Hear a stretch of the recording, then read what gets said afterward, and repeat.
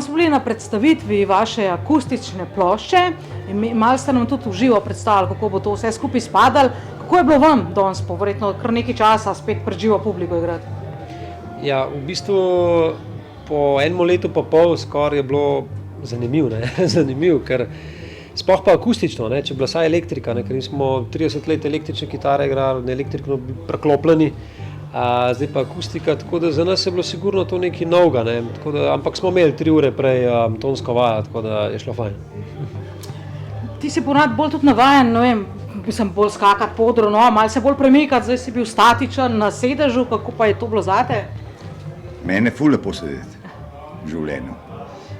Pri muziki mogoče malo manj, ampak problem je, ko ostaneš po 1 uri pa pol, skoraj kot z avta, ko greš v Nemčijo, recimo. Kaj pa tako, ste spremljali kaj reakcije, tudi recimo naše, vem, da nismo lihuna klasična publika, ampak vseeno, ali pa mogoče potem tudi feedbacki, zdaj, ko ste se kaj pogovarjali po koncertu, kakšni so bili? Ne, feedbacki so zelo dobri, že po teh iztekanjih, ki smo jih odigrali, mislim, da je bilo rekordno število poslušano, kako nam je že Longik rekel. Blazno so navdušeni ljudje, je pa res, da nismo navajeni na sedečo publiko, dobro, da danes sicer ni bila sedeča, ampak verjetno v bodoče bo in bo najprej treba na to bariero se bo treba navaditi. Vi ste torej pripravljeni, lahko poženemo, kam greste najprej, lahko že kaj to razkrijete?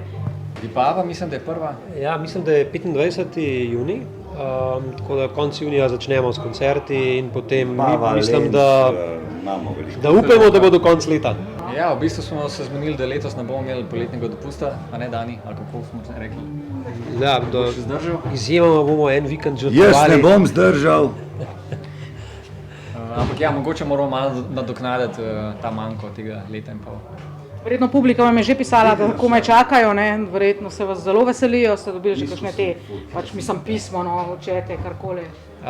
Ja, mislim, zanimivo je, ker te stožice so še vedno v igri, in je zanimivo, da se je več kart v tem času prodal, kot je bilo vrnjenih, oziroma vrnjenih ni bilo nič. Se pravi, publika ve, da mi bomo to speljali tako, kot bo mogoče in da ne bomo upali. Se pravi, stari komadi so plus velike tudi iz novih, tako da bo pa drugače, kot smo to danes mi že slišali. Ja, v bistvu komadi so prearanžirani, se pravi, te stari hiti, ne samo akustično odigrani, ampak novi rifi so dodani, malo drugačni akordi, malo drugačne, se pravi, in to je tisto, kar je nam bilo izziv tudi narediti.